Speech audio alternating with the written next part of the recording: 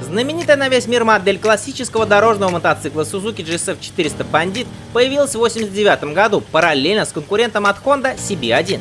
И это сражение, как ни странно, компания Soichiro проиграла по всем фронтам. Да так, что CB1 была снята с производства уже в 1992 году из-за очень маленького спроса. Так чем же дорожник от Suzuki завоевал рынок и продержался на нем до 2000 года? Причем из-за его популярности японцы приняли решение с 1991 года поставлять эту внутреннюю модель официально в страны Европы и Северной Америки. Давайте разбираться.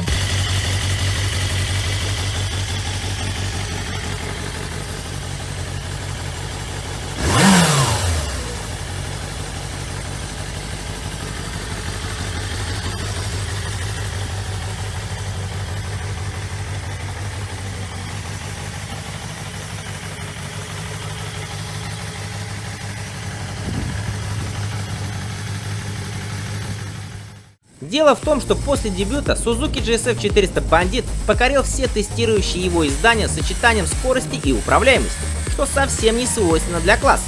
Также мотоцикл был на тот момент самым мощным среди 400-кубовых дорожников и отмечен как самый стильный из конкурентов, на что японцы ответили выпуском в 90-м году еще и дополнительной лимитированной версии с передним обтекателем.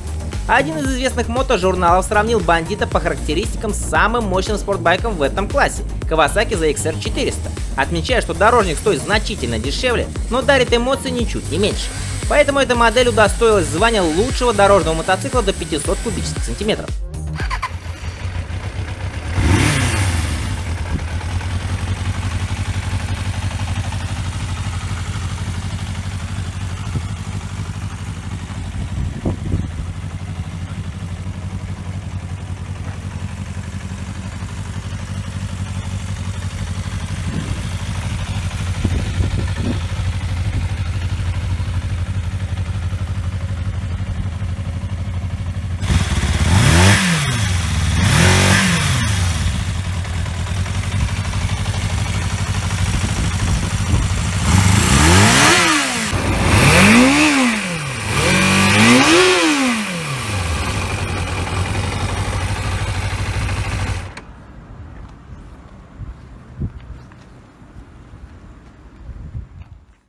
Своему спортивному характеру Suzuki GSF 400 Bandit обязан спортбайку GSX-R 400, от которого он, собственно, и получил двигатель.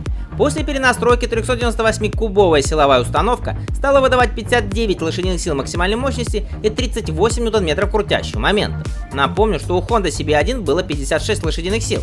Однако в 1993 году новое японское законодательство уравняло всех по мощности, которая не должна была превышать 53 лошадиные силы для класса. За питание отвечали 4 33 мм карбюратора Mikuni. Для рынка США устанавливались 32 мм.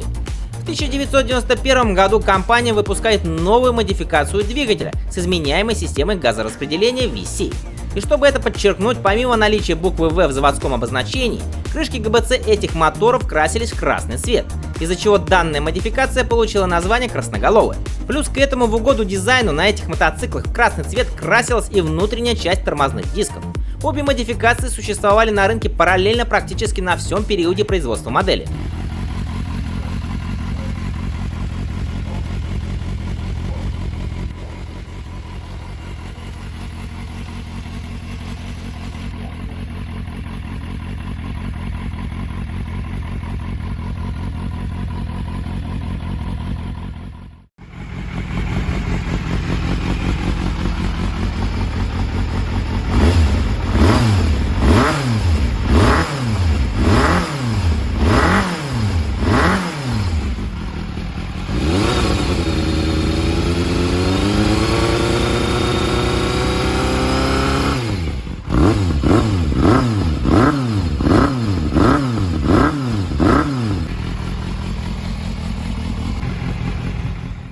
Однако, чтобы ездить на Suzuki GSF 400 Bandit динамично, его мотор нужно постоянно крутить и держать обороты от 8000 и до красной зоны на 14000, при этом шустро щелкая шестиступенчатой коробкой передач.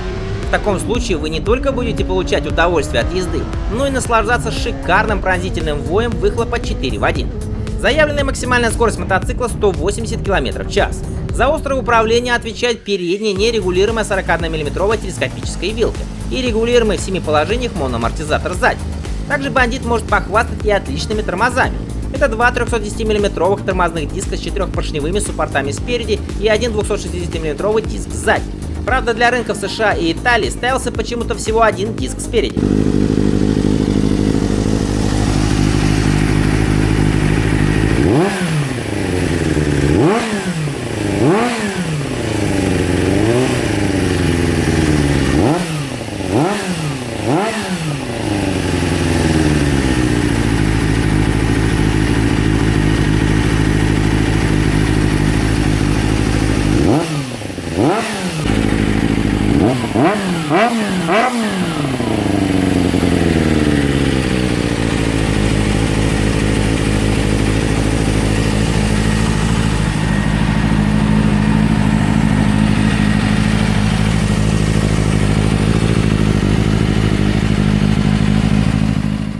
Конечно же, Honda не смогла стерпеть такую пощечину от Suzuki и уже в 1993 году представила свою легендарную модель Honda CB400 Super 4. Однако она была дороже Бандита, который уже заработал себе имя. Он был лучшим недорогим вариантом из этого класса, сочетая в себе неприхотливость, хорошую управляемость и отличные динамические характеристики. Хоть модель и была снята с производства в 1997 году, официальные продажи новых мотоциклов продолжались вплоть до 2000 года.